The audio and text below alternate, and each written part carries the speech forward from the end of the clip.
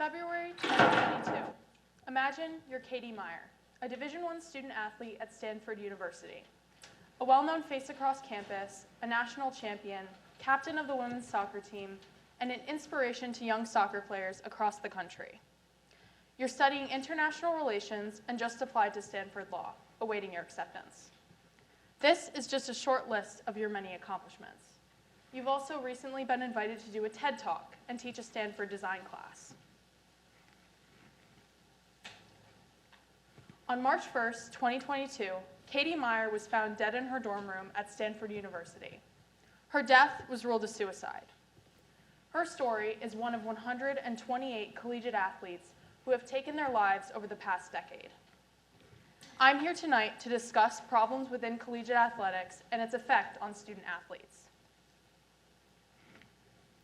Suicide is now the second leading cause of death among people ages 15 through 24. In the US, nearly 20% of people within this age range report serious thoughts of suicide, and 9% have attempted to take their lives.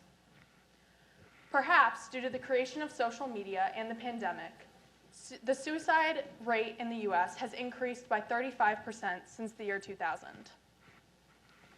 Although we will never know the exact reason the deceased decide to take their lives, hearing from those who have attempted may aid in finding the root of the problem.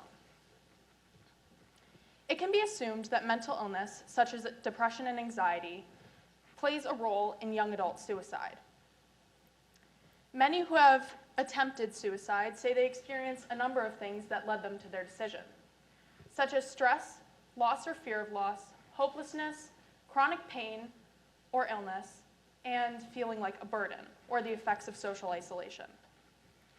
I would like to hone in specifically on 3 of these that may relate more to college athletes.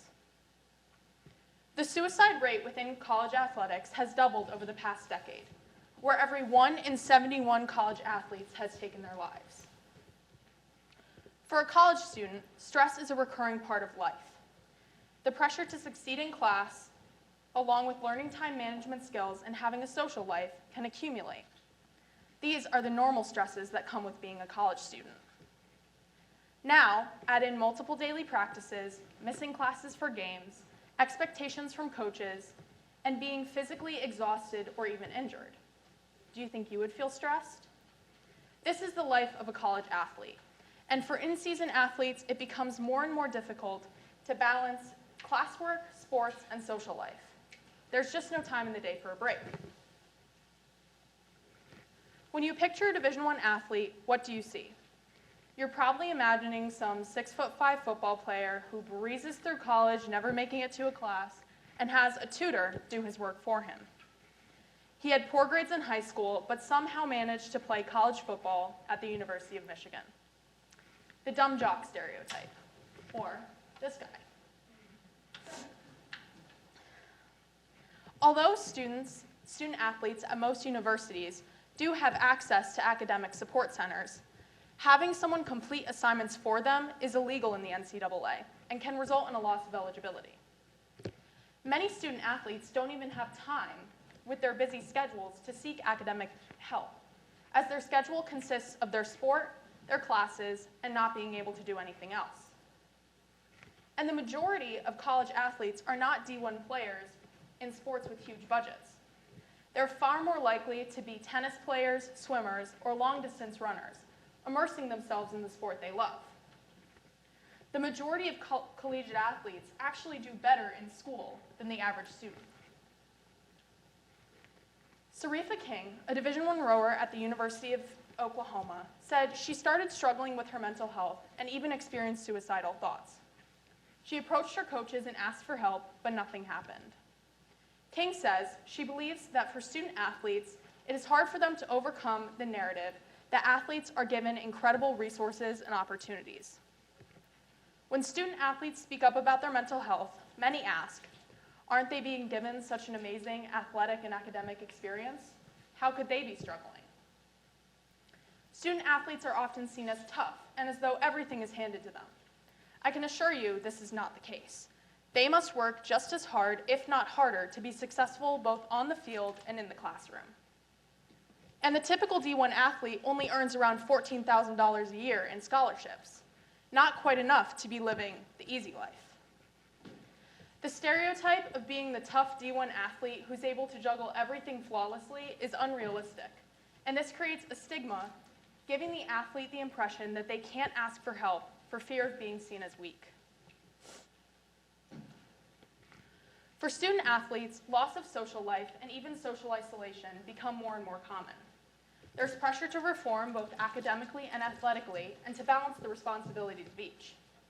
This loaded schedule can leave less time for social connection, resulting in social isolation, even though they're a part of a sports team. Student athletes routinely experience physical injuries or can wind up in chronic pain due to the physical requirements of their sport.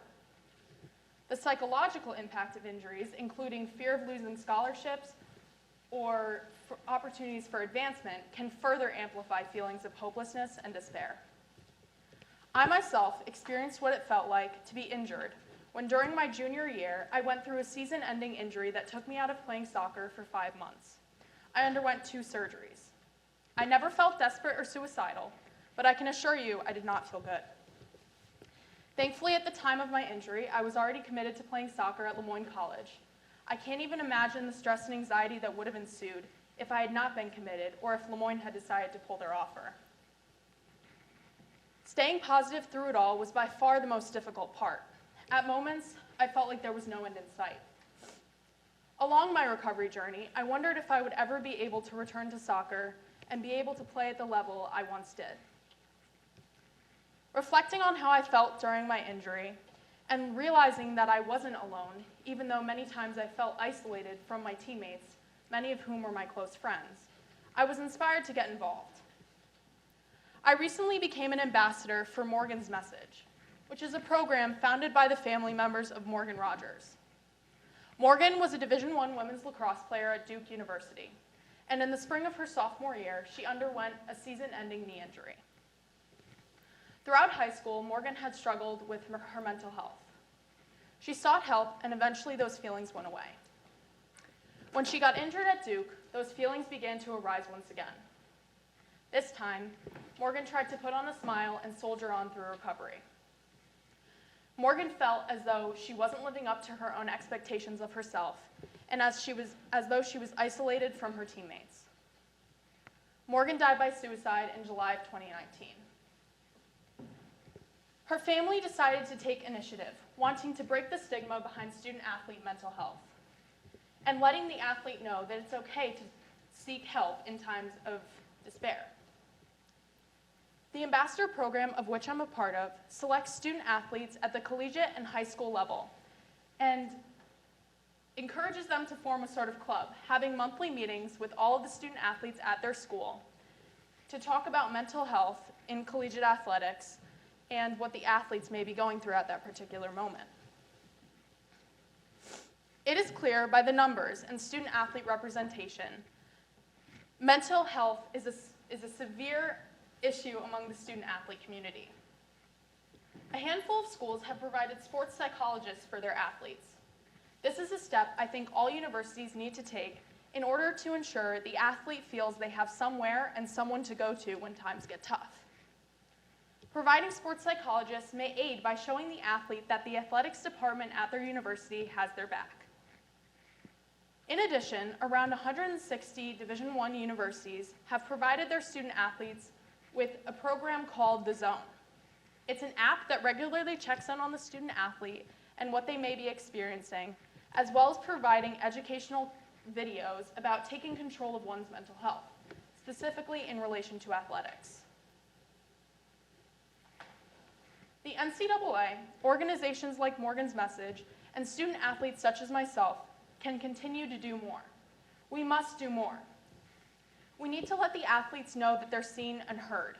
We need to break the stereotypes and the stigma surrounding college athletics by understanding the expectations and the pressures that come with choosing this lifestyle. You may never know what someone is going through, and many mask their true feelings. By increasing awareness, my hope is that student athletes will feel comfortable enough to open up conversations about what they're experiencing and unmask themselves so we can see the person behind the stereotype. Thank you.